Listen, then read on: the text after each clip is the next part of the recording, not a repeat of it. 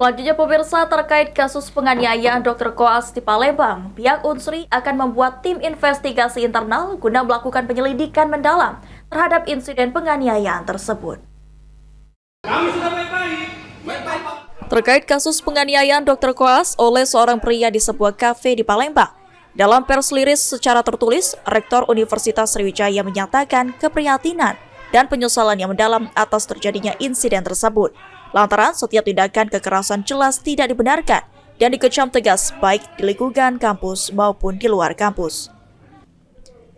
Sebagai bentuk komitmen dalam memastikan keamanan dan kenyamanan seluruh warga kampus, pihak kampus akan membentuk tim investigasi internal guna melakukan penyelidikan mendalam terkait insiden tersebut, serta mencari permasalahan, mendalami fakta, dan mencari jalan penyelesaian yang terbaik.